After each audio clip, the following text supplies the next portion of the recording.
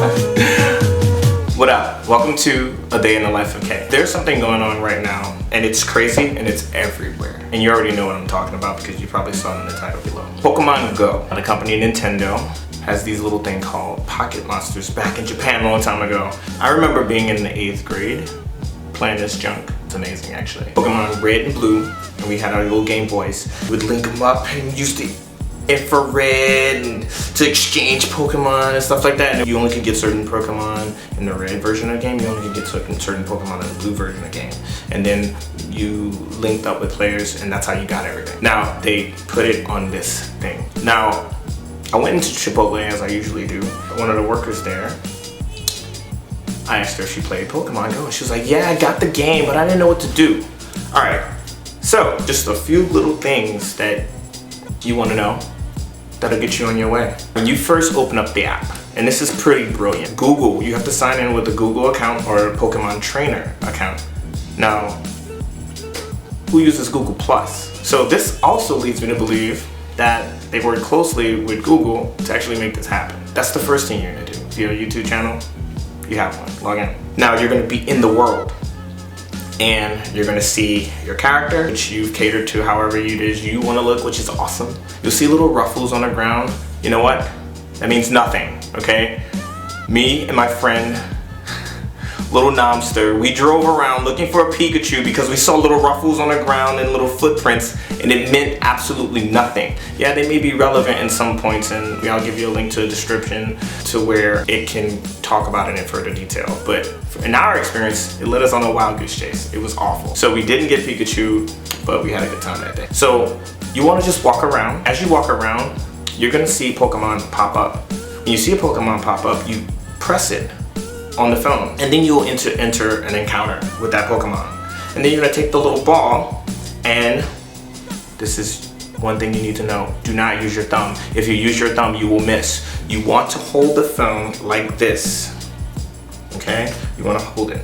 And then you wanna take your finger and slide it, just like that. And so that you get the nice straight aim and hit the Pokemon character, and you're good to go. And now you have your first Pokemon. That's generally what it is. If you want more Pokeballs, there are like little locations where you can drive by or walk by, and when you get in range of it, you have like this circle, okay, that shows you your range. When you get in range of it, you can spin it and it will give you items such as Pokeballs and potions and incense. Incense is used to lure Pokemon towards you. If you go into the items, it will show you more information about each and every item that you have. So, but the concept is there's 250 of these characters or these creatures, Pokemon, and you want to build them up and you want to catch a lot of the same ones, because as you level up, the CP power of the monsters or creatures around you will also increase as well. The rarity of the creatures that you find will increase as well. That's generally the gist of the game. There's like gyms. You get bonus points if you hold a position at a gym, and then there's rivals like the red team, the blue team, and the yellow team, which nobody plays. But yeah, rep that blue team though. Team Mystic. What? The fascinating thing about it, it gets people out. This is crazy. We had this whole entire concept of playing video games in our houses by ourselves a lot of the time.